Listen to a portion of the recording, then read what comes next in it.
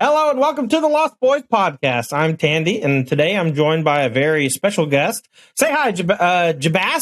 Is it Jebus? Jebus is usually what I'll say, but you know what? Either way. All right, so Jebus is a Twitch streamer who I actually watched play a different game. Why don't you tell everybody kind of where you come from and what it is you do? Yeah, so I, like most people that end up in kind of the card game space, I played Magic for a lot of years, and there was a new cool auto battler that had come out that was made by a bunch of Magic pros, and I sort of got sucked into that, and I started a Twitch channel.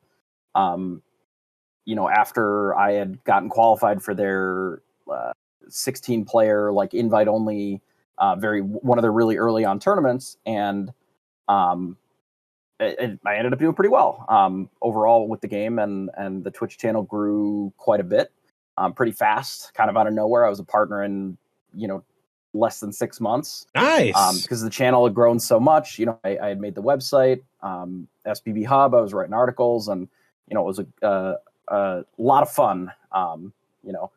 Anybody that's familiar with the Storybook Brawl whole scenario knows that kind of fell apart a little bit abruptly. So I'd been looking for something new, and there hasn't really been much development in the auto battler space, or really many new card games coming out of nowhere. But I actually work at a card store, and we keep up on whatever is new and hot, and all of a sudden Lorcana started becoming closer and closer to a in-paper option, and that seemed kind of cool to check out. And here we are.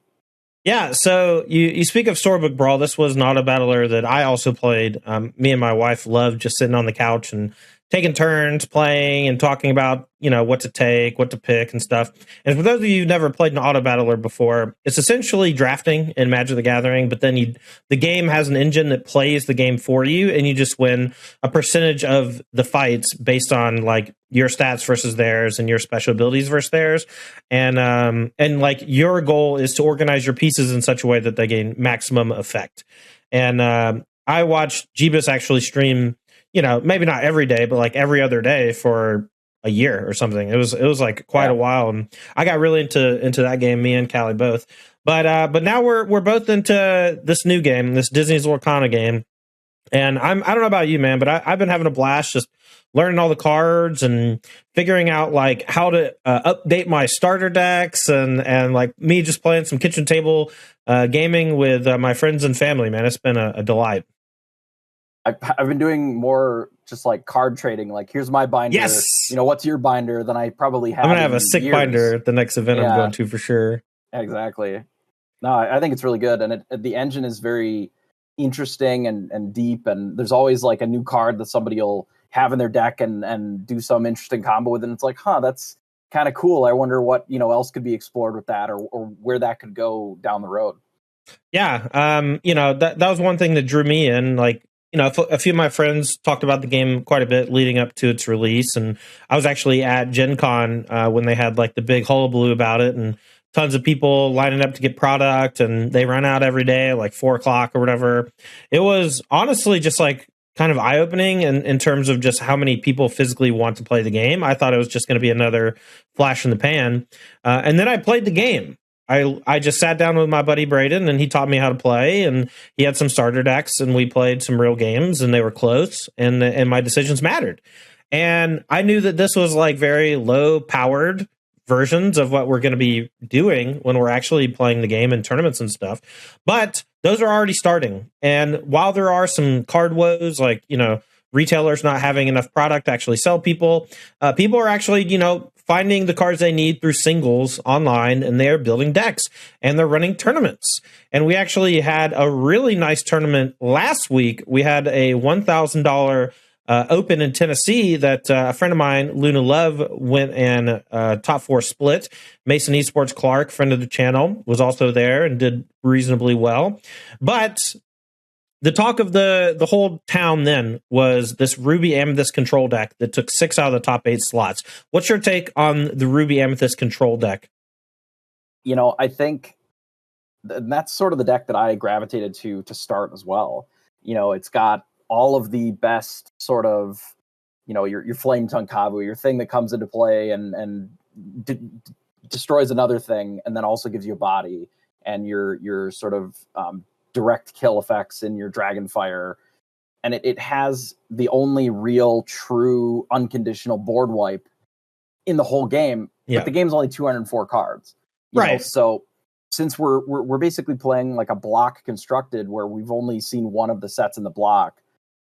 So while the card pool is pretty small like this, all of the best control things, you kind of just cram them into a thing, and then usually that's pretty good. Yeah, At least as a tier 0 option for sure. Yeah, you just beat your head against your opponent with your really strong cards until they finally submit, right? Like exactly. Maleficent Monstrous Dragon, 9-drop, iconic, right? Comes in, blows anything up. I mean, you really can't get better than that. They have not made a card that's better than that. No, it's the best. It's the best thing at that, the highest end option. It's just, it comes in, it kills something, and you get just this massive body. A 7/5 rumbles with almost everything else. Yep, and quest for 2. Yep, it's great. It's really good, and it's inkable too, which a lot of those really expensive cards are not inkable, and that it makes them like pretty undesirable sometimes, or at least in high numbers. I know that when I was playing a bit with Ruby Amethyst so far, I was having trouble getting 4 Rafiki into my deck because so many of my 6s and 7s and 8s are non-inkable, and so I was ending up with almost 20 non-inkables in my deck. So you have to make some cuts somewhere. So I'm cutting back like 1 here, 2 here on everything, just to make sure that I can hit my ink drops on time. And that's another reason too that the Ruby Amethyst deck is so powerful, is the only cards that are absolutely necessary that are non-inkable. You really want those cards anyway. You probably aren't going to be inking your Be Prepareds, because that's your board wipe. Like, you need those to win generally. Dragon's Fire is just like an unconditional answer to anything. You kind of just need those anyway. Yeah. Or Magic Mirror, where that's your Jam Day Tome effect as a magic allegory, but that is just drawing cards. That's a thing that you need to be doing, to refill your hand. So you got a lot of non-inkables, but for the most part, you don't need them right away. You just ship them out in the mulligan, try to draw their stuff, and then you can afford to play things like, a couple of Rafikis or whatever, which is an incredible anti-aggro card. Another reason that the color combo is so good together.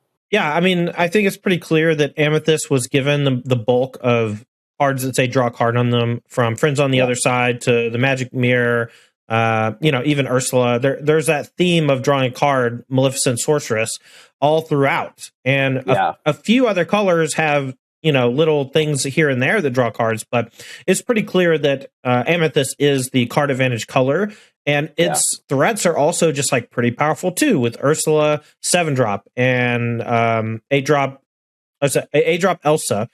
These are things that pair really nicely with the efficiency that Ruby offers as well at the top end. Be Prepared, as well as the Maleficent Monstrous Dragon. These are just like natural payoffs to playing a deck that has a bunch of built-in card advantage from all of these effects.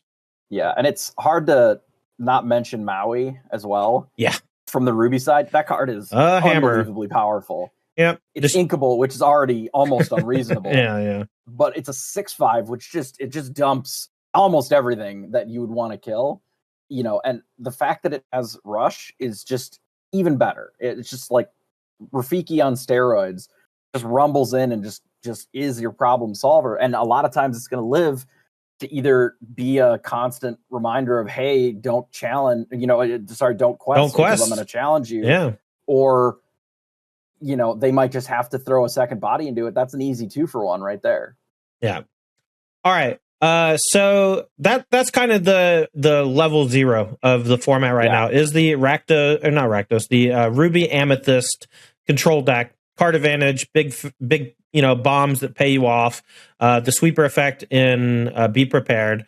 Now we're looking at different ways that we can combat the strategy. And the one way that I've been attacking it, and we actually did a Lost Boys versus on this last week, I fought against our friend Bomap, and he was playing the Ruby Amethyst control deck, and I was playing my version of Amber and Steel I call it Stitch Blitz, but you know, for the most part, it's just a rush deck. You play a bunch of cheap things. You try to refresh with Stitch Rockstar or a Whole New World.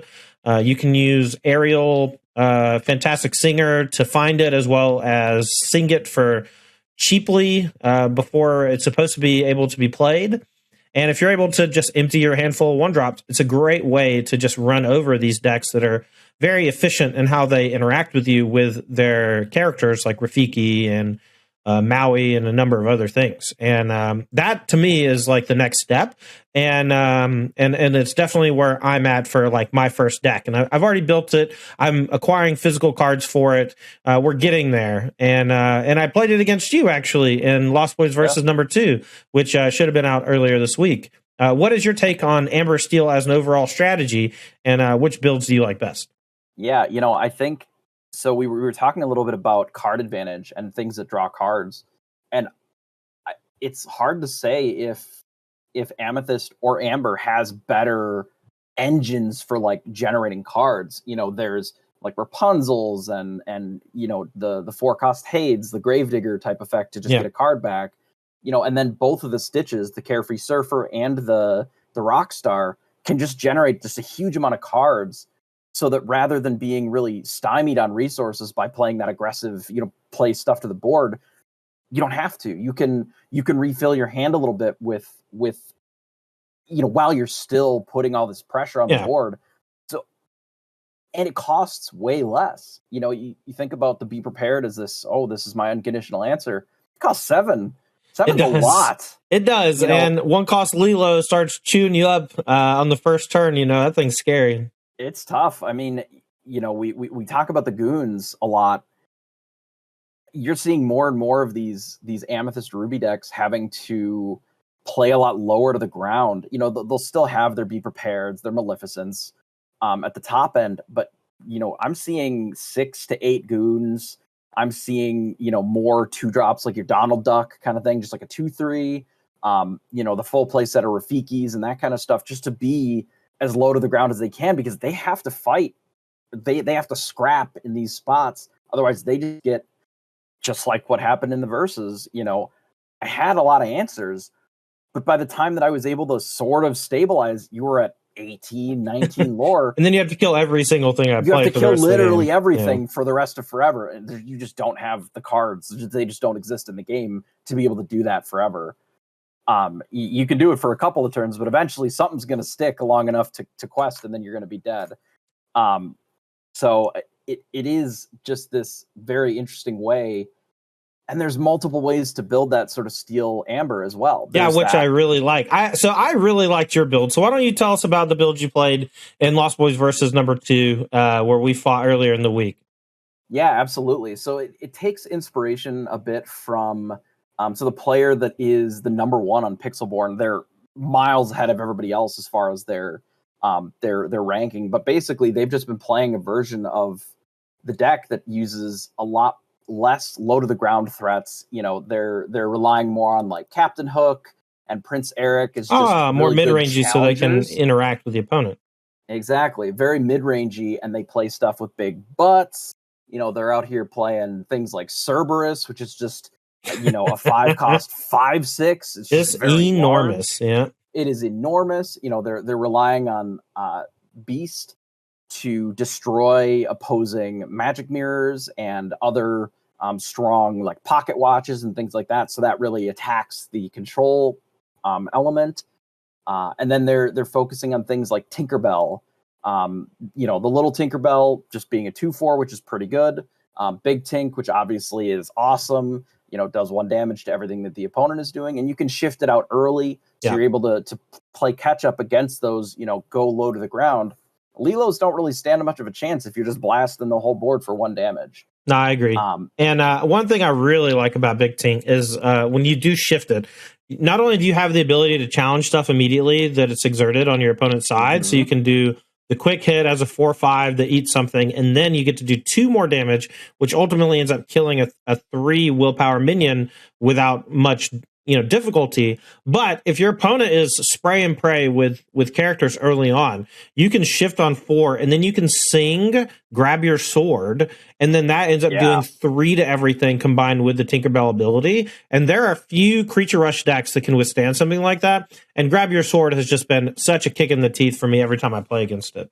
Yeah, the shift Tink into grab your sword, it is essentially just a one-sided board wipe. It just blasts everything that the aggressive opponents are doing, and you're still left with the big Tink, which is a big problem. The fact that now they can't play a single thing, reasonably quest with it, and play something else, because you do get to do that extra 2 damage. It's brutal. And then leveraging Rapunzel, which is one of the strongest card draw spells probably in the whole game. I mean, that's reflected in the price too. It's the most expensive card in the whole first chapter. I didn't know that. That's awesome. $62 right now or something. I know a lot of cards shot up in price over the last week, but I was hoping that the prices would come down because of the big box stores getting access to product. But I mean, people just really want these cards and they really want to play, I guess. Yeah, I've heard that this week there's going to be more deliveries at the big box stores. Like my local Target, Best Buy, etc. They haven't even gotten their stuff yet. It hasn't been put out at all. When I went to my Target, they had sleeves. That was all they had. Yeah. Well, so it's like supposedly GameStops are maybe going to get them on like the 8th, so that's Friday that they can put it out. We'll see how the numbers shake out in the next couple weeks if the game stores, the local LGSs start getting a little bit more product. But if you want to play competitively, there are just certain cards in each color that are really important because they're just so strong. All right, so it's funny that you say that because I actually do want to go ahead and talk about the 6 colors that we do have in Lorcana and the best card in each of those colors. So we've already talked a little bit about Ruby, Amethyst, as well as Amber and Steel. Let's go one by one on each color, and we'll talk about the card that we each think is maybe the best card in that color. And I think we're going to have some pretty differing opinions on this. So sure. We'll start with you, Jebus. Let's go Ruby first, the Big Red. Okay. What's your favorite out of Big Red? So in red right now, let me do a quick scan of it here. So there's kind of the obvious, like your Maleficent 9, very, very powerful. I would say that probably the secretly best card is Maui. Yeah, awesome. Yeah, and the reason that I'm saying that is not necessarily its price. It's just a rare. It's still a pretty expensive rare, but I think that Maui can go in aggressive decks as well. It can go in, like an invasive, maybe Emerald Ruby pile as a way to fight opposing things. It can always be inked. So that's always, if they're a control deck and you don't have to worry about it, doesn't matter. Throw it in the ink, no big deal.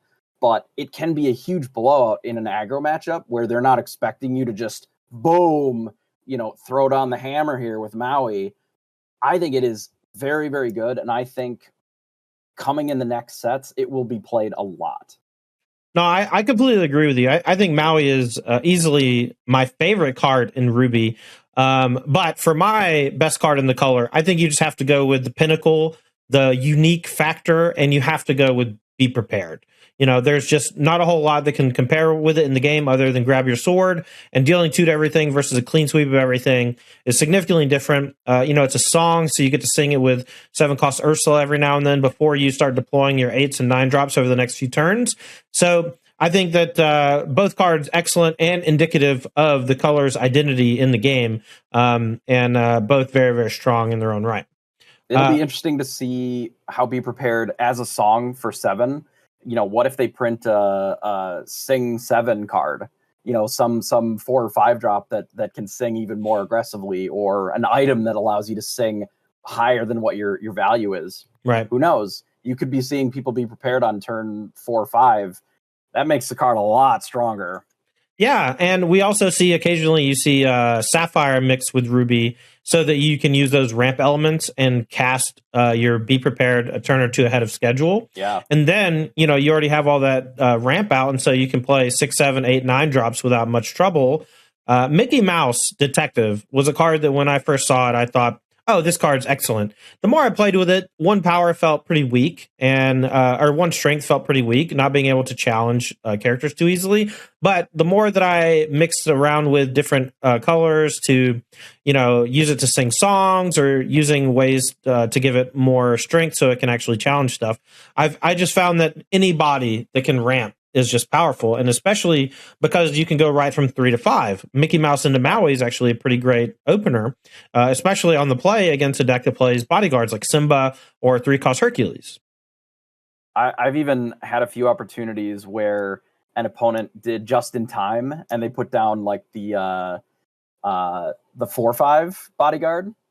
Oh yeah, the Maximus, yeah. And they're like very safe normally, and you're just like Maui smash. It's brutal.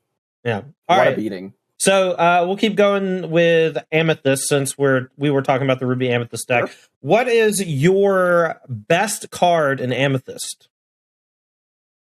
Amethyst is a tricky color because it's kind of split. The whole pile is split between like your very big sort of high-end cards, and then there's like your Maleficent Biding Your Time, some of these really low-end kind of splits there.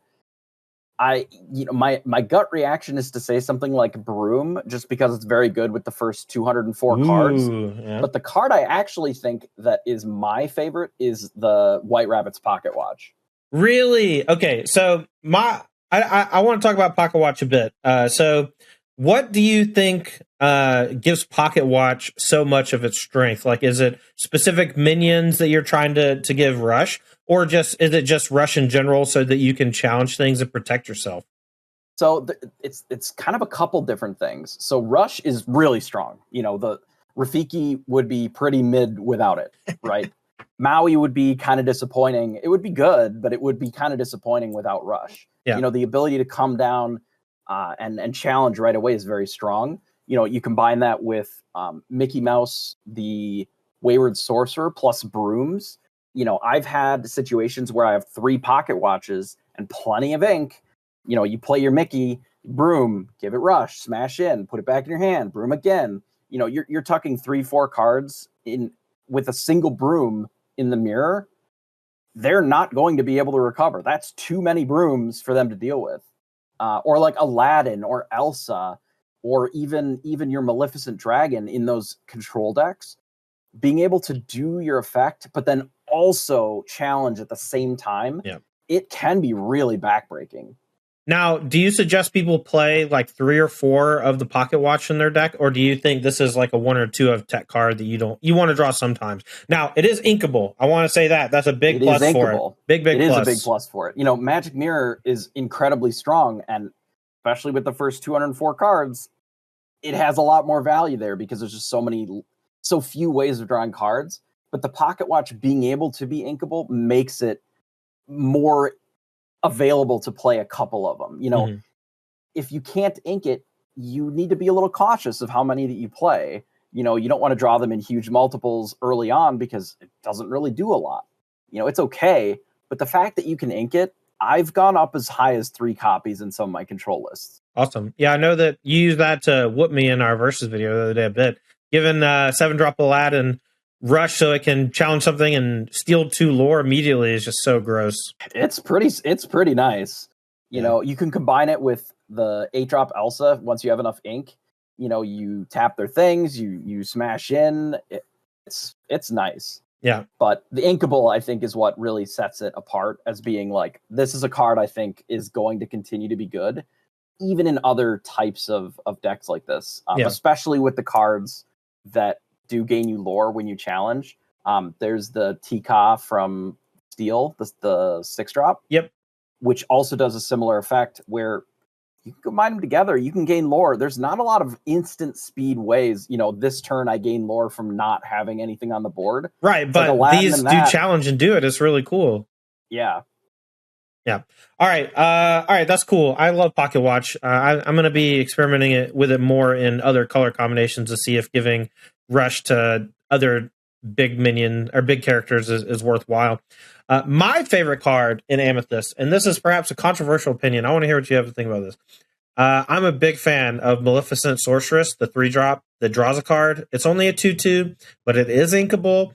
And boy, does that thing sing some songs. Friends on the Other Side, Mother Knows Best, and it's still a 2/2, so it can challenge a goon. I mean, I don't think that I've had any Amethyst deck in any aggro, control, any combination that doesn't start with 4 Maleficent Sorceress and 4 Friends on the Other Side. Yeah, you're darn right. Because they are just peanut butter and jelly over here. You draw a card the next turn. Like, you could quest if you want, or you can, just fight if they're really aggressive, challenge what they've got going, or you just sing, boom, draw 2 more cards. Like, it just keeps the cards rolling. Any card that replaces itself is always worth a look when there's so few cards that give you any sort of advantage. Right. And being just card neutral is fine. That's not bad at all.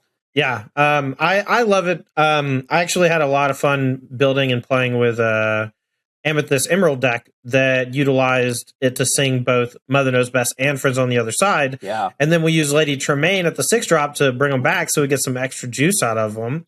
And, that combined with Genie on the Job allows you to just have some like serious board control without losing any real equity. And I just think that finding things to sing with bodies like Maleficent Sorceress at 3 is the key to making cards like that good. Because same way with Mickey Mouse Detective, you want to play it alongside either Mother Knows Best or Friends on the Other Side. So the body has some value outside of its strength and willpower, which are lacking, if I'm being realistic. It's fine. It's got an okay body, but it's not spectacular. Right. All right. So since we were talking about Amber and Steel decks earlier, we'll continue on with our best card in each color. Let's go Amber. I want to hear your best card in Amber and why. Ooh, Amber's tricky.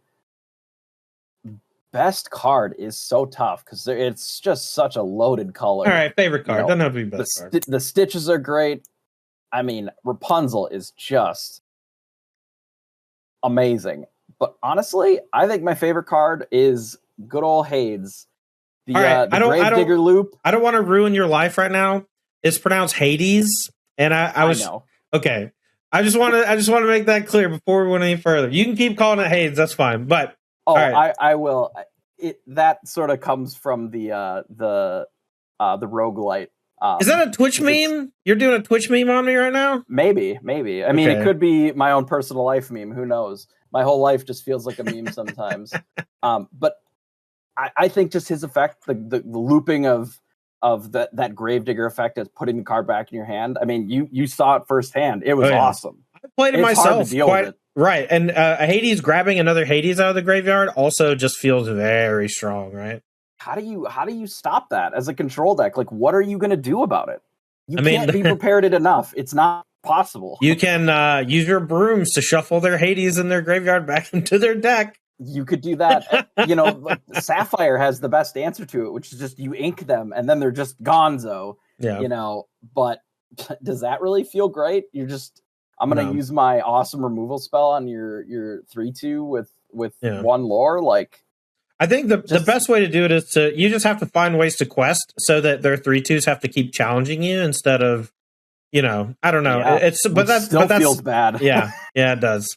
There's just not a lot to do about it. That's why Hades is great. I agree. Yeah, I think it's really, really good. My sleeper pick for best card in Amber. You're not going to like it. It's Stitch New Dog, the 1-drop. I think he's great. I think he's the best goon by far. Yeah, he's the only goon that can be shifted onto because he's a named character. Yep. And he's in the best character for goons because he lets you shift Stitch Rockstar. And now some people might say Stitch Rockstar is the best card in Amber, and I would be inclined to agree with most people on that. But I think that Stitch Rockstar would be significantly worse without Stitch New Dog because I shift onto that Stitch more often than I cast it for 6. And I think that that's like a huge deal.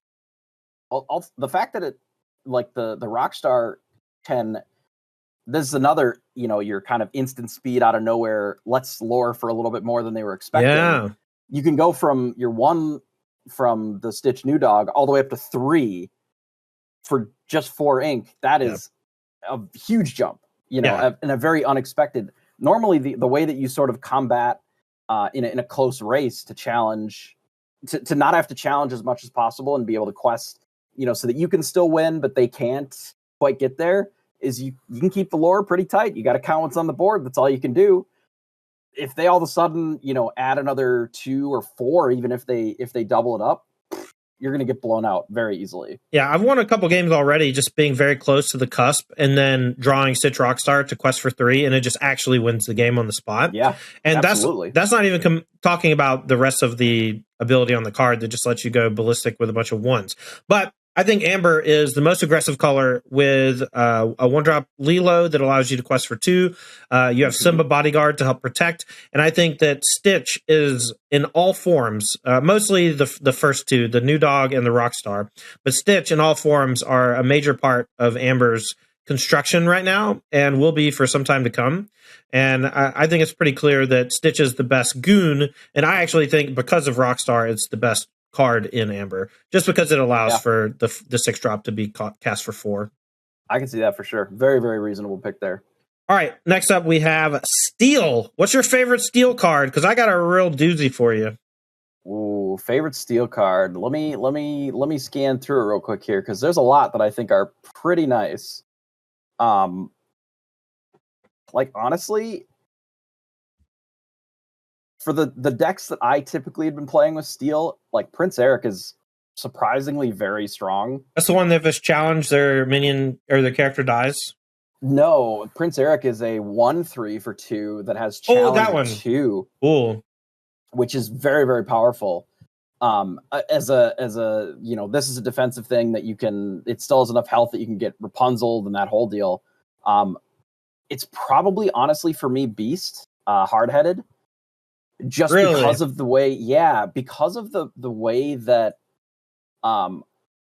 thinking about your tier 0 decks, your Ruby Amethyst deck, the way that it's able to gain card advantage is with Magic Mirror or Pocket Watch, or sometimes it's the untap effect that the shield will give you out of Ruby. Yeah, Shield of Virtue. There's the Shield of Virtue. There's not a lot of things that banish items. There's 2 things, really. It's Beast, hard-headed, and then there's I think it's Bash.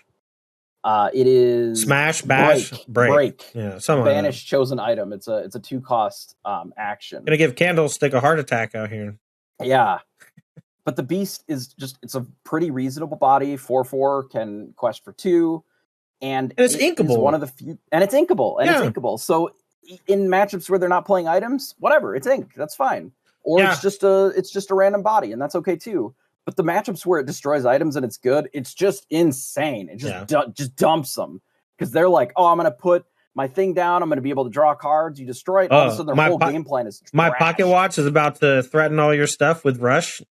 Yeah, then boom, nothing. And then they wasted all the resources on it, and you're still. It's the ability to play it, but also it's forged your game plan while disrupting theirs, and that's why I think it's really strong. Yeah, those interplay abilities that break stuff, or that just have an effect on the game that matters. From Hades 7 that puts a creature into the Inkwell, from Maleficent 9, that destroys it, banishes it, or Genie on the Job, which just puts it back in their hand for 6. Yeah, these are all cards that are just top of their game in all these colors because of their ability to do something when you play them, so they double not only as a character that can quest, but also as a pseudo spell that does something important. And Beast killing an item is a big deal. Now, I agree. I think that's cool. I actually have yet to play Beast. Actually, that's not true. I played him once in the precons. He didn't kill anything. He was just 4/4. Now, I do want to tell you one card, and it's been my favorite card since I saw it. The art for it really hit me in a weird way. And on a booster pack opening earlier in the week, I actually opened this one. So I wanted to show it to you, and I want to get your honest reaction to this card. Okay, you ready? I'm ready for Big Tank. Ooh, even better. Yeah, we got the old enchanted foil giant fairy Tinkerbell. It was so cool. I leapt out of my seat. I was so excited about this. And such a good card. And think about how many times you've opened Magic booster packs that you've been that excited about something too. Yeah.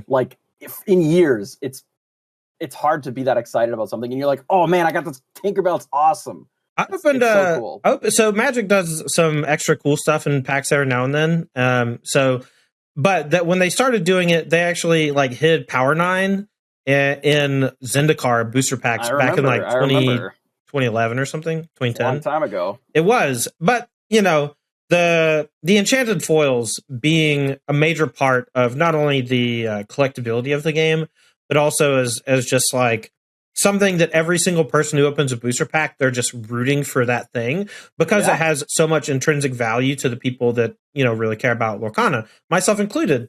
And I think at first I was opening them to try. I was hoping to open them to sell them, and now I'm hoping to own them forever because this game has already become such like a big part of my life. This Tinkerbell giant fairy, I'm going to get this professionally framed.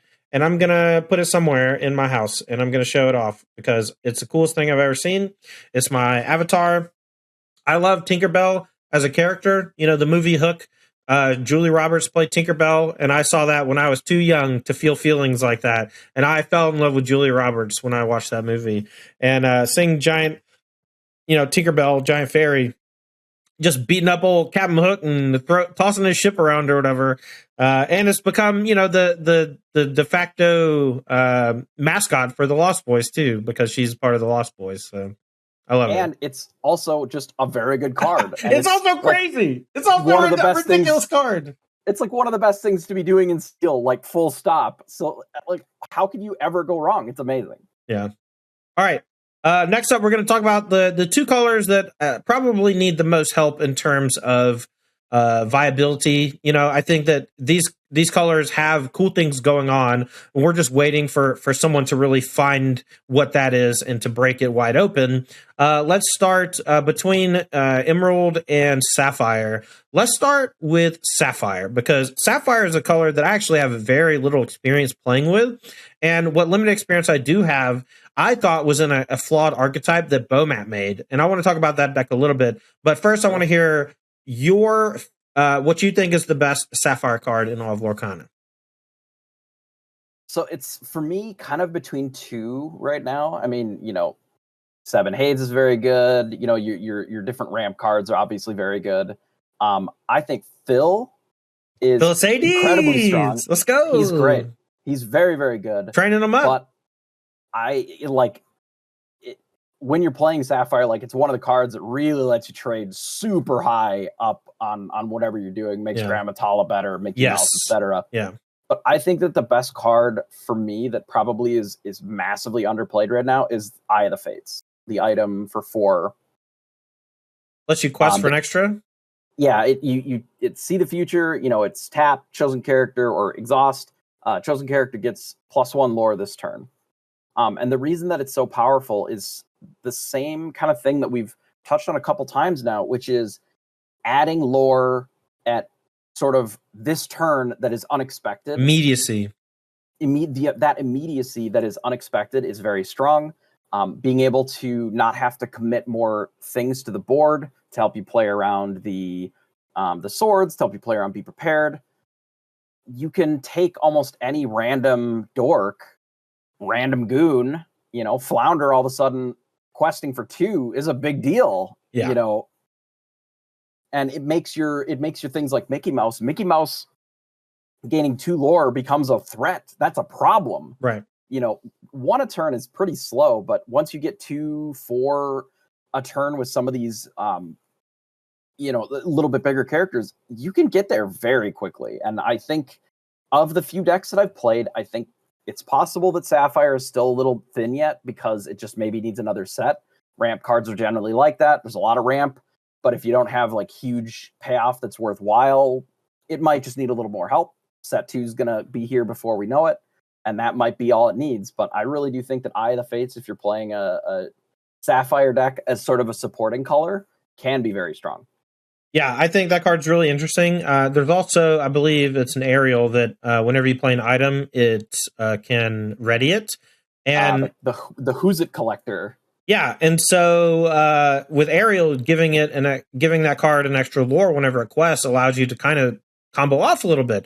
And when you pair that with the 3-cost bell that lets you play items for cheaper and the 6-drop Maurice, the inventor, and you pair that all together and you get a nice little kind of combo looking deck, something that you might see in a Magic the Gathering space. Where I brewed it up. It's good. It needs, again, it's a little thin yet. Yeah, it needs a couple more cards, but like the combo is good. You can just pop off and gain 10 lore in a turn with one card. That's cool. It's pretty good. Yeah. So my pick for best card in Sapphire, and this is going to be maybe a wet blanket or whatever. Let it go, let it go. There's something about removal that can be played as a resource. An inkable 5-cost unconditional removal spell that it does give your opponent an extra ink. And I recognize that that's a pretty significant drawback.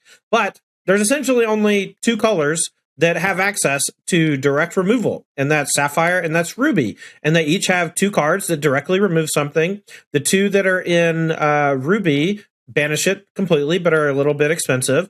And the ones in Sapphire do it, but they put them into the Inkwell, but they're both a little bit easier on you. 9-mana Maleficent versus 7-cost Hades, and the 5-cost Dragonfire versus 5-cost Let It Go. Let It Go is inkable. If your opponent's not playing a deck with a bunch of good targets for it, put it in the Inkwell, play some minions early, get to challenging. You know, it's also a song, which is pretty nice. Ariel can find it because it's a song. Yep. Ariel can sing it because it's a 5-cost song. You know, some of your other, like, you can use your Hades, ink something, and the next turn you can sing the song, ink something else, and then you still have all your resources available. It's a good card. Yeah, I really like it, but I'm way more excited about your Maurice deck. I'm gonna have to get that from you off stream and maybe play it some on Pixelborn this week. It's fun. Is it great? No. Because it needs a couple more cards. You're playing some pretty crappy items, you know, the magic golden flowers and whatever. But like there's a couple Maurice decks. You know, there's one that draws, it's like a Maurice Ruby. It's a Sapphire Ruby. Mm-hmm. It uses Maurice plus all the items just to like churn through your deck, draw a bunch of cards, and then, you know, every time you play your 1-drop thing, draws a card. That's not bad. Yeah. All right. And now we come to the very last color, which is Emerald, aka green. What's your favorite card, or what do you think is the most powerful card in Emerald? Emerald's tricky because it's like Cusco is probably the most powerful card, you know, just from what people are playing with. It's impossible to deal with. But from what I've played so far, I actually think John Silver is one of the probably most underplayed and strongest cards for Emerald. And I don't even know if it's close. All right, so this is the 6-drop, right? Why don't you tell everyone exactly how you're supposed to use it, what you think it's going to do when you play it in a game? Yeah, so John Silver, when it comes into play, and whenever it quests, which is also relevant, chosen opposing character gains Reckless. And Reckless is they can't challenge. And no, they can't quest. They can't quest, and they must challenge. So they're not able to leverage any of their lore, and they also have to challenge. Now, a lot of the best cards that are, you know, great at, you know, gaining your lore, questing, Lilo, and things like that, they have very little power. They have very little stat line. Yeah. John Silver can come in and be like, you gotta try and battle. Rumble. Yep. It is not a choice. You have to rumble if it's possible. And the fact that it can also do it every time it quests, it's a 5/5 body, which is pretty good. And it's inkable, which is also not irrelevant. Any card that is inkable that has pretty good effect, it doesn't matter as much how expensive it is. Right. Because your fail case on it is you're like, oh, I can't ever use this. Boom, now we have a resource, which is awesome. No, I agree. I think John Silver is really cool. I haven't played it too much. I've been too infatuated with my favorite card in Emerald, which is Genie on the Job. 6 cost, has evasive, quest for 2, and when it comes in, it bounces any character. Most of the time, you're targeting your opponent's stuff to gain a little bit of board control, but sometimes you target your own stuff to kind of reset it if it has enters the battlefield ability, or you're using it to essentially remove the damage that you have on one of your larger characters. And I've done both to great effect. And the fact that it has evasive, it's so good. You can even use it on the first turn you get to ready with it. It's a 3/4, so it can challenge, a Rafiki or one of those smaller characters that your opponents play, and your opponent can't finish it off. Then you get to use it as this machine gun over the next few turns to just gain a bunch of lore. I've absolutely loved Genie on the Job, and I want to just play 4 in every Emerald deck, even though it's not inkable, and that's a big deal. You know what? My first enchanted card that we opened was actually Genie on the Job. Let's go. And I think if I had to pick a second choice, it probably would be Genie on the Job. John Silver and Genie on the Job, they go together pretty well as a top end for a deck because, again, they both do something when they come into play. The evasive is just so powerful. It's really an incredible card. And just, even though it's not inkable, I think the effect is so good. Just evasive on a card is crazy strong in Lorcana because there's so few things that interact with it at all. You just have this perfectly safe card most of the time. Yeah. All right, so that was our pick for best card in every color in Lorcana. We had no agreements, which is kind of cool, but also we just got to hear each other's thoughts on those cards, so that's pretty sweet as well. Moving on, though, we're going to be checking out a recent tournament that happened, and we're going to be posting a link to all the deck list in the show notes for you. But recently, there was an organization called PPG, and they held a Lorcana tournament in Denver this past weekend, and we have all the top 8 lists. So we're going to go one by one. We'll start at the bottom, and so y'all can follow along at home. We'll try to put them on the screen for you. But first up, we're going to check out Joseph Trueblood's Amber Emerald deck. Now, this Amber Emerald deck looks very aggressive, and it looks like it's trying to utilize, the really powerful 1-drop Lilo, who's looking at the stars, along with some of these cards that we've already talked about, like Cusco, General on the Job, or Genie on the Job, and even your guy, John Smith. What's his name? John something? John Silver. John Silver. But what do you think about this deck? There's some things that I really like about it, some things that I really don't like about it. I think it is a pretty good take on sort of a little bit of a bigger mana version of, bigger ink, higher cost version of what you would see in the sort of green amber, like your Emerald Amber aggro deck, kind of your tier 0 deck, because you fill it with Lilos, Stitches, Simbas, and then Emerald generally has a lot of very high lore, good questers, your Hans, your Cusco, etc. But then they leverage more of the tempo stuff with the Genie on the Job, the Mother Knows Best at the top end. But I think there's a lot of non-inkables in this deck, more than I would generally be comfortable with. I mean, that's been my problem. The biggest problem for me when building with Genie on the Job is that Genie on the Job and Mother Knows Best feel like 2 of the best Emerald cards, but neither of them are inkable. And so your other non-inkables has to be, you have to be less than 10 other non-inkables. It has to be something like 7 other non-inkables, maybe even fewer than that. Yeah, and you're almost compelled to play Cusco when you're playing green like this, because it is just the best thing that green is doing when you're trying to build up aggressive lore count, because you just can't answer with anything. I really like the inclusion of Rapunzel here. Same. Along with Jasper. Jasper is a very good anti-aggro card, and when you combine Jasper with Rapunzel, it's just very miserable to be on the other side of that. I wonder if there's a version of a list like this that just goes a little bit, leans harder into the go big strategy, where you still have those Jaspers, the Rapunzels, leaning into the John Silvers and the Genies to just really bully your opponent and then finish them off with some of those higher ink cards. But it definitely a very good aggressive deck for sure. All right. Next up, 7th place is from Hung Lee. This is a Ruby Amethyst control deck, and there's a few card choices in here that I wouldn't mind getting your opinion on. So there's 5-cost Goofy. It's a 3/4 with evasive that quests for 2 and is inkable. What's your opinion of this card? So I've played Goofy and I've played Pongo to, in different lists. I generally lean more towards the 4-drop Pongo, because it is able to still gain the 2 lore, and it also has the evasive. But in this case, it is a concession to the fact that you need to be able to challenge opposing evasive creatures. So Tinkerbell is pretty common. The 4-drop Tinkerbell in Emerald, which if you I've been really have, liking that card lately. Actually, it's very good. It's very, very good. And there's not a lot of other ways other than like Dragonfire, Be Prepared, the Maleficent Dragon, like your big answers to dealing with that. So it is both a reasonable threat in the control matchups, but also is a good defensive card against the opposing evasive sort of strategies. Yeah, I'm a big fan of Pongo just because it is one cost cheaper, and if you're trying to be evasive and aggressive, I do like that better than Goofy. But I mean, if you want to play an evasive deck and you play both of them, you can be more low to the ground in your secondary color and just like run that. I think that's pretty good.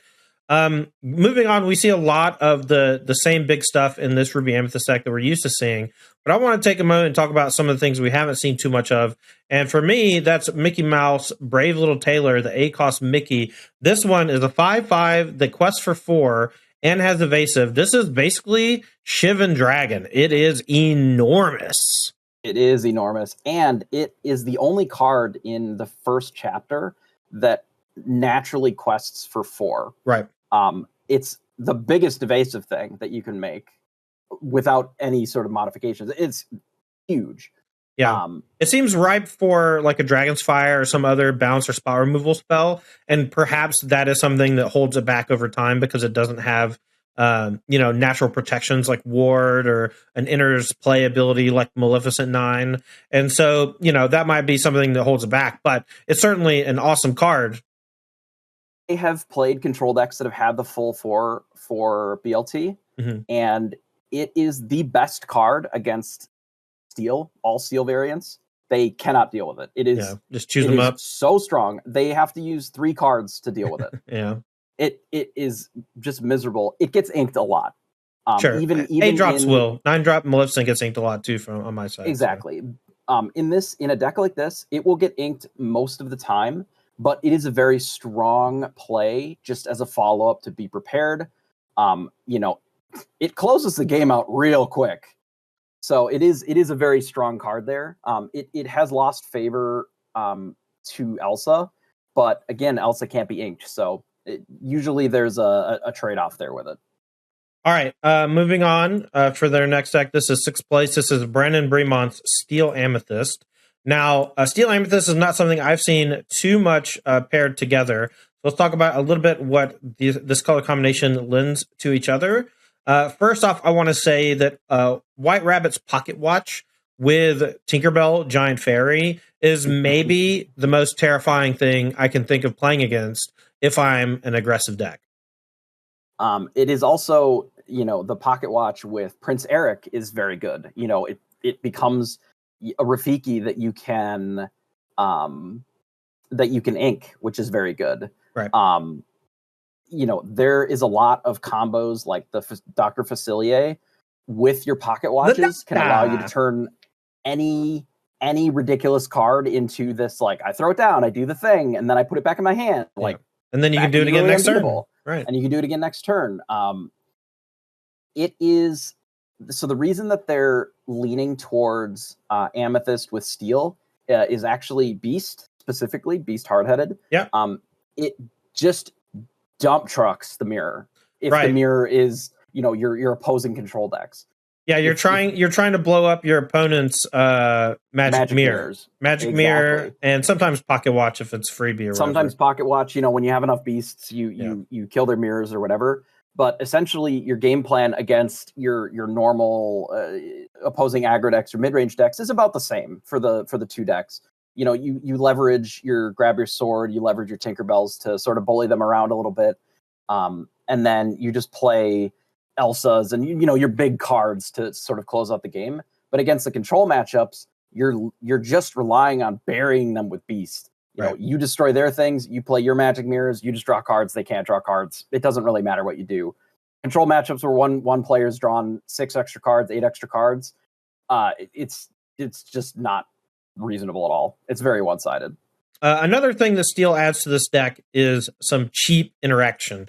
And, Smash, the 3-cost deal 3 that's inkable, is a great Steel card because it answers essentially anything. Like, Smash is one of the reasons why my majority of 3-drops when I run out of things with good abilities are just the 3/4s, like Wardrobe, Mickey Mouse Steamboat Captain, because these are 3-drops that have like a high toughness and still have good power, and they dodge smash. And to me, that's a huge deal for tempo purposes. And they also, don't get waxed by Rafiki, like some of the other 3-drops do as well.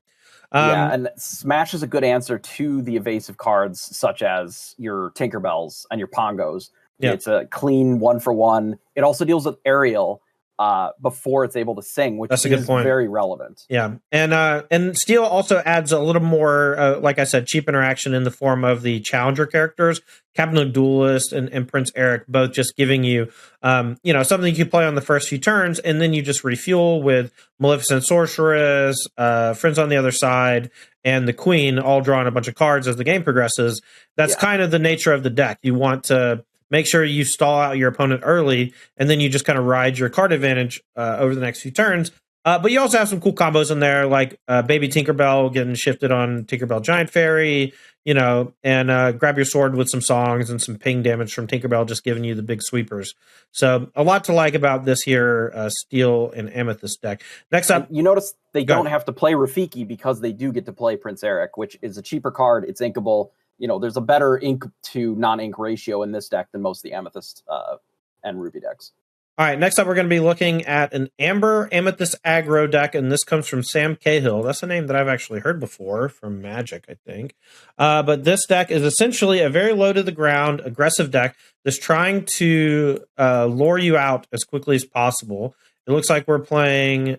Oh, never mind. I thought we were playing the 8s. I love this. Never mind. This is awesome. Way more mid-rangey. All right, why don't you tell us about this deck?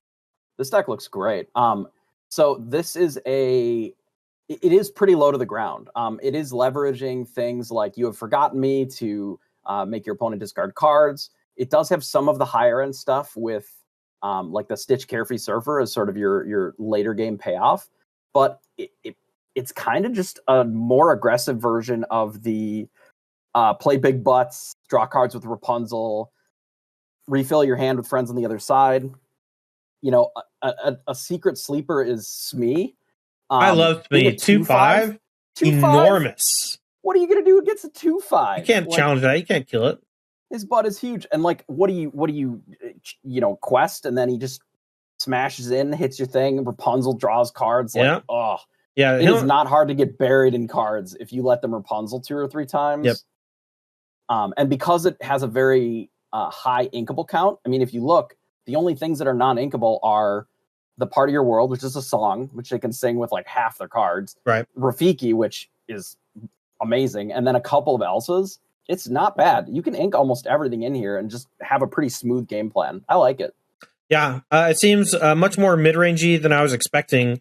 But using things like Rapunzel with Smee makes a lot of sense because you just get a lot of high toughness bodies. And being more defensive with Dr. Facilier 2-drop that challenges is pretty cool. Rafiki that's mostly there to challenge your opponent's characters. An emphasis on the higher toughness, I think, is pretty cool. Higher willpower. Yeah. All right, next up, we're going to be moving into the top 4. This one's going to come from Ryan Miles. This is Emerald Amethyst. This one's a little bit hard to see, but I'm going to zoom in a little bit so I can get a better idea. So one thing I'm seeing right off the bat is Megara, the 2-drop from Emerald. That's a 2/1 that allows you to give +2 strength to one of your characters, and that essentially allows it to challenge and banish a character that it might not otherwise be able to challenge. And this is a card that I've really liked in my Emerald and Sapphire deck for making things like Mickey Mouse Detective better. But what do you think about using it in a deck like this? So things like Rafiki can trade up. Maybe your Olafs that are 1/3s for 1 can do something serious to your opponent's characters in the early turns. This deck looks awesome. I've played a version of this deck to some pretty okay success. The color combo here, the Emerald plus Amethyst, you're really not getting a ton out of Amethyst, but the cards that you do get are very, very strong. Pascal is not to be underestimated in these sort of aggro decks. Pascal's great. Pascal having evasive, you think Lilo is very strong, right? Lilo, it can gain your 2 pretty consistently. but a lot of times it dies if you don't immediately have some support for it. Right. I've seen Pascals pretty comfortably get like 5 because they just stick around forever. As long as you're still playing stuff, it's hard to deal with them. No, it is. What I like is that against an opposing evasive character like Pongo, you can use Megara to actually trade up because it has evasive, so you can actually use it as evasion protection. It seems like Emerald has a couple of different ways. Emerald and Ruby in the starter deck specifically had a bunch of different ways to pump your character's strength on your turn before you challenge. And I found that most of them were pretty weak, but Megara was the one that I thought was the best because it was inkable and it was a 2-drop character that allowed some of your ones to trade up in some spots when you get to like 5 ink, so you can kind of double spell more often. So big fan of Megara, big fan of Pascal. The rest of the deck has a lot of the things we talked about when we were discussing the colors in general. Mother Knows Best has a great song with Maleficent Sorceress and a 3-drop. Rafiki to challenge. Jasper as like a high toughness character that can really punish your opponent if they're trying to be heavy on questing. We have Hans, which quest for 3. We have a lot of things that quest for 3. We have Mad Hatter, Cusco, and Hans. Yeah. And so we're essentially trying to leverage these high questers with things like Mother Knows Best and Genie on the Job to just keep your opponent off kilter, off balance, so that you can just burn them out, basically. Also of note, you have some of the better evasive cards. You have the 4-cost Tinkerbell. Tinkerbell, most helpful, is just very good at coming down on the board. Pongo plus a huge extra ability. Exactly. Peter Pan is not terrible there either. Yep. And you have like the lower to the ground, your Flynn Riders and your Cheshire Cats that, maybe they don't get a ton of extra lore, but you can very easily, by the time you get to your Hanses and your Cuscos, be at 10 or more lore. It doesn't take that long to close the game when you're just slamming 3, 3, 3. It is generally very good, and that's what Emerald does the best. And I think this is a pretty good take on it for sure. Me too. All right, next up, we're going to move on to third place. This is Brooks Clark. This is Steel Amethyst. This is we talked a little bit about a different variation. But this build I'm looking over, and the thing that stands out to me for this one is the 4-cost Captain Hook that returns Fire the Cannons back from your graveyard pile to your hand. And what is your opinion of Fire the Cannons, and then, in conjunction with the 4-drop Captain Hook? I hate it. And the only reason I hate it is both of them are non-inkable. If either of them, if the 4-cost Captain Hook was a little bit smaller, but he was inkable, I would love it. But because they're both non-inkable, like the card that they are not able to run is Smash, basically. Right. Because this is your kill and cycle, type of thing. I like my ink count to be a little bit higher because then I have more choices, I feel. But deal 2 damage for 1 is very strong. It does very easily just interrupt your play your Lilo, do your Stitch thing, because now you're just playing Stitch, and that's like not that great. It's fine, but it's very different. What I actually like about this deck is the inclusion of 4 Mickey Mouse and 4 Magic Brooms. Yeah, I love it. I love it as like a card advantage package. Not even just putting stuff back in my deck, but just having Mickey plus brooms to quest or challenge, and then being able to replay them and just keep using them. And also Mickey isn't a terrible card just on its own. It's a 3/4 for 4 that also can quest for 2. That's not that bad. No, it's pretty great. I agree. I like Mickey Mouse quite a bit. This deck, it uses a lot of 4-drops for my taste. Hans, it's great for doing some chip damage. It allows your brooms and things like that to trade up. It allows for Captain Hook forceful duelist to be able to like attack into essentially a 4 willpower minion and then trade it with Hans. You can do a lot of spray damage with Grab Your Sword and Tinkerbell, and then use Hans to kind of quest and finish stuff off. So Hans definitely pretty sweet with all of the direct damage that the deck can do.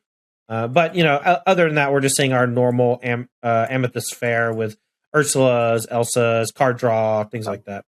For my money on a deck like this, I'd prefer not to do the Fire the Cannons and the Captain Hook and go for Smash and Prince Eric, because they're inkable. And Goons. If you need protection from the 1-cost cards, just play Goons. That's what I've been talking about. And if you're in Steel, like, you already have Captain Hook, which is a good anti, Simba card or whatever. You can just play literal Goon. Yeah, that plus Rafiki, plus Captain Hook, plus Prince Eric, all a decent anti-aggro package. Yeah. I think Fire the Cannons is a trap. I think it is as well. Again, if Captain Hook was inkable, I think it'd be totally fine and it would be much better. But when you're 7 cards in just to get more deal 2 damage, like I don't know how many shocks I really need in my life. Yeah.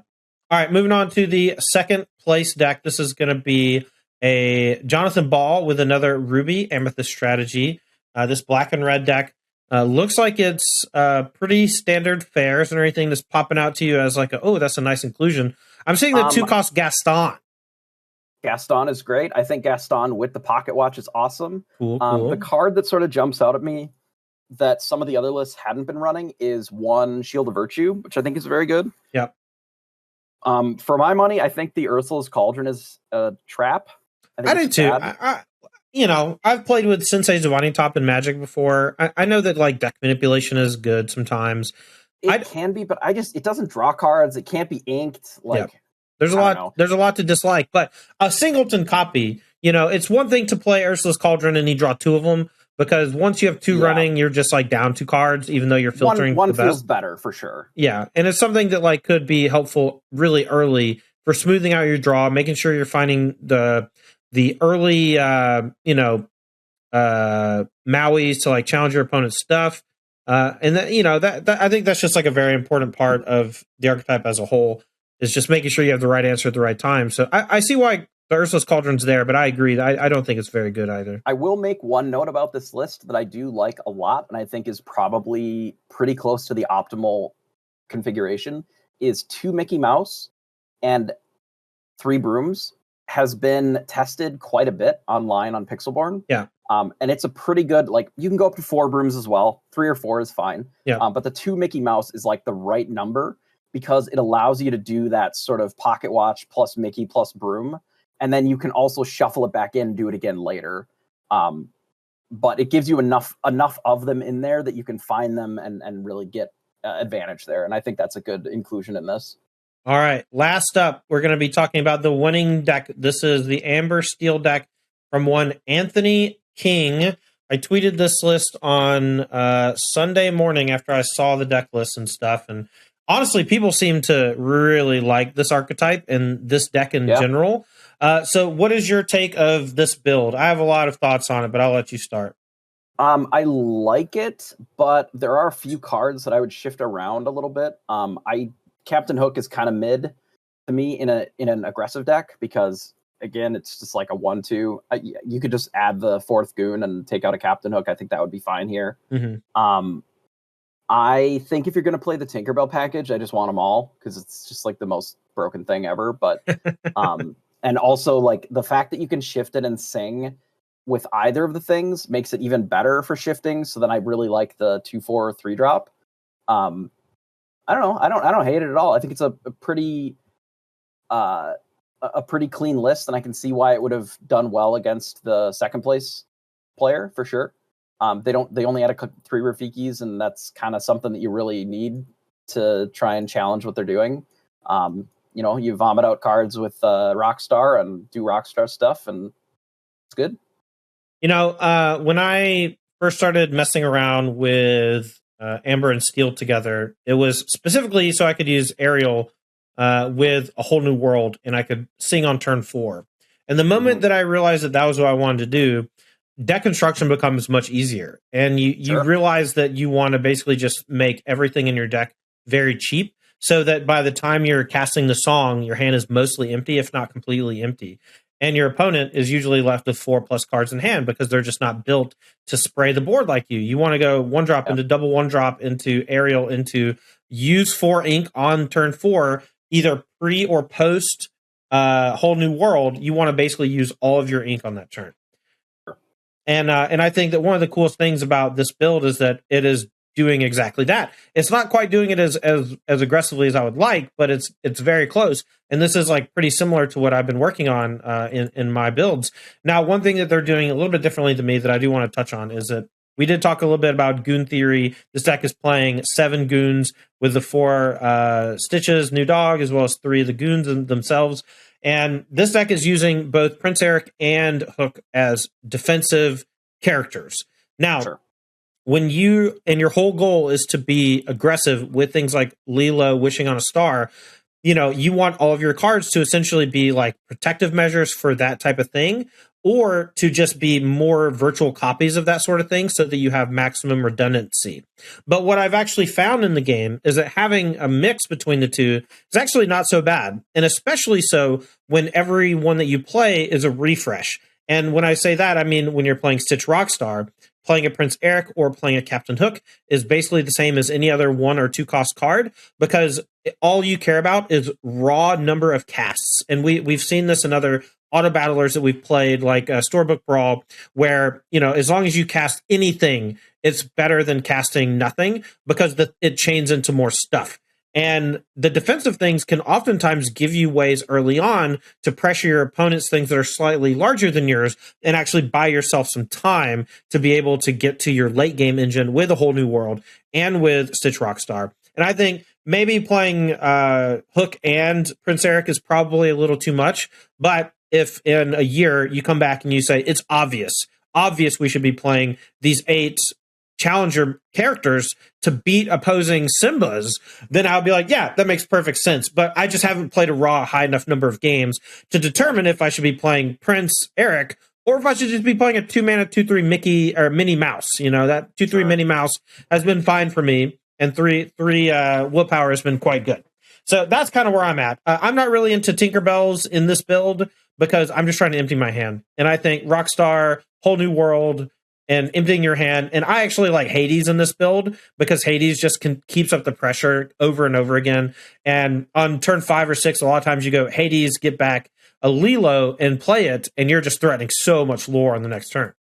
Yeah, I have come across that build a few times, and it's just rocked me because getting back Lilo and just sticking it on the board, like they're adding 3 to the thing next turn, no matter what you do, really. I think if you are going to commit to the Tinkerbell thing, I think you should go 4 and 4, because I do feel that if you're going for it, like you just want that to be your turn 4 or the aerial, right? One or the other. Right. You can always sing with the Tinkerbell, which I also think is pretty nice. Like it sings the swords, which, we talked about that earlier. Tinkerbell into sing swords is just the biggest blowout that you're not expect. 3 damage to everything. It kills aerials. It kills your Prince Erics. It just deletes everything. Yeah, look, there's a good chance that combining those 2 things for this build is great, and I should be leaning into that because I do think depends on the mirror. Are you going to fight the mirror a lot? That would break the mirror wide open. It's also important to note, like 6 cost Tinkerbell and 3 cost Tinkerbell are both inkable, and so if they don't fit in your highly aggressive curve, you can just play them as ink. And if they are fine on curve, like you have both in your hand, then you can play towards that, especially if your opponent is aggressive. And so you give yourself the ability to play the grab your sword game and the Whole New World game basically just by fitting in the Tinkerbell package. So maybe that's the secret, and maybe that's what I need to work towards. Maybe Hades is a thing of the past. I know Be Our Guest is not good. That card's not been in my deck yet, and it never will be. The idea of Be Our Guest, I like it in theory with Ariel, right? You're adding more songs to your deck. You might have more hits. Yeah. We always hate the Augur Bolas. Look at the top 3 cards, put them on the bottom. I don't really care though when I'm singing Whole New World. I'll say that. I don't really care about missing a card. It's like a real card on its own. Right. It's very different. Like it does other stuff. If you hit a card, great. If not, it's like that's unfortunate, but it doesn't matter that much. But I look at a deck like this and I think about the that sort of big butt version of what I was playing with this color combo. And it's got the Captain Hooks, it's got the Prince Erics, it's got the Ariel, the Tinkerbell, plus the swords. Like this deals with opposing aggro very well.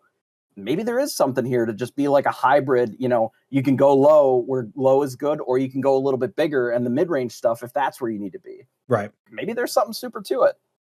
No, I think so too. All right, so that's going to do it for our PPG Top 8 breakdown. We have the links to all the deck lists we just talked about in the show notes. Make sure to check them out if you're interested in seeing the full versions. Next up, we're going to be moving on to my favorite segment, and that's Card of the Week.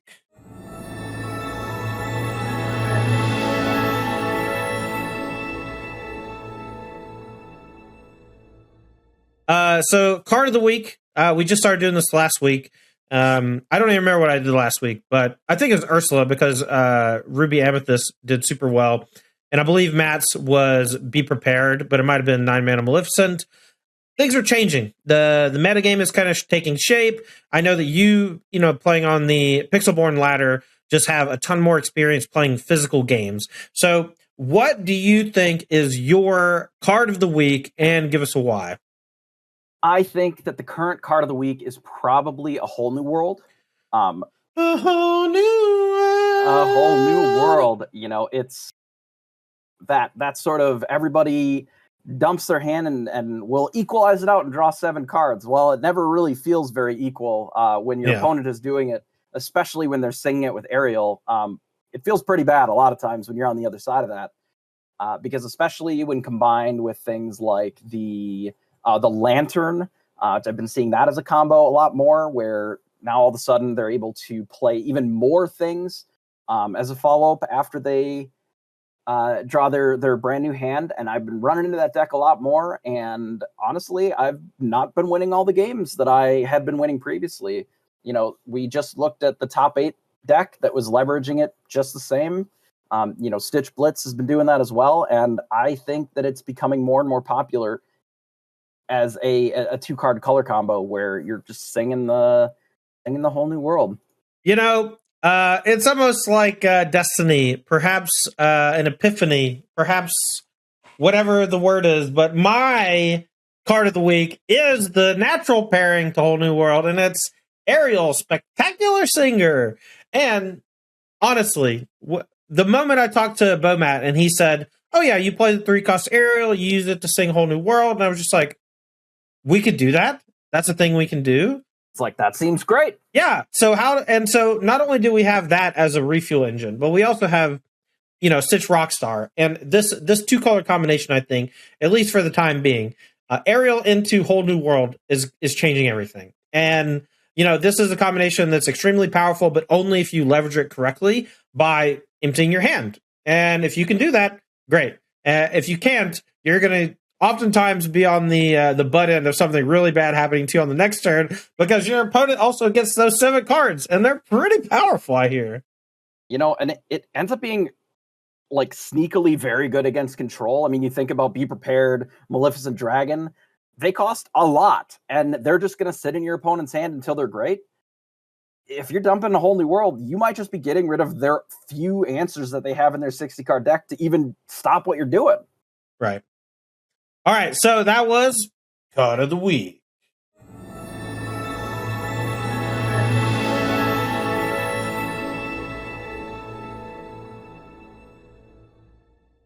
All right, that's going to basically be a big wrap for episode number 4 of the Lost Boys podcast. Jebus, I want to take a moment and just say a big thank you for not only playing against me earlier this week on Lost Boys Versus, but also for stepping in for the podcast this week. It was a lot of fun talking to you. Absolutely. I love talking about the competitive side of games. I love talking about the future and just the whole idea of just shooting it to figure out, like, is this good? Why is it good? What does it seem like? What are some options? How do we deal with it? I love it. It's one of my favorite things, and it's something that I do on the stream a lot as well. And, you know, I'll always come on here. You just let me know. You know where to find me. All right. Appreciate you so much. And for those at home, just want to say, you know, we're looking forward to collabing with a lot of the Pixelborn creators and the Lorcana creators in the space. And if you're interested in doing some work together, either playing some matches against us on stream or for YouTube, make sure to reach out. You can find our handles in the description below. I'll make sure to link Jebus's Twitter as well as Twitch, and I'll do the same for mine. I will be streaming Pixelborn myself a decent amount over the next few weeks. I want to essentially get really familiar with the program. I think that there's a chance that we might end up doing some tournaments on Pixelborn at some point in the near future. We'll have to work out some of the bugs maybe that are in the program first, or we'll have to come up with some guidelines for if weird stuff happens, like crashes and stuff, because that's been happening. But it's a functional program. It's a way to play Lorcana where you have access to all the cards and you get to try out a bunch of different stuff. It's really great. We've been using it a bunch, and I really like it. We'll have a link to the Pixelborn Discord in the show notes as well. And you can learn how to play Pixelborn yourself if that's something you're interested in. Well, that's going to do it. I'll just say bangarang from Tandy the Lost Boys. Thank you to Jebus for being on, and we'll see you next time. That's going to be it.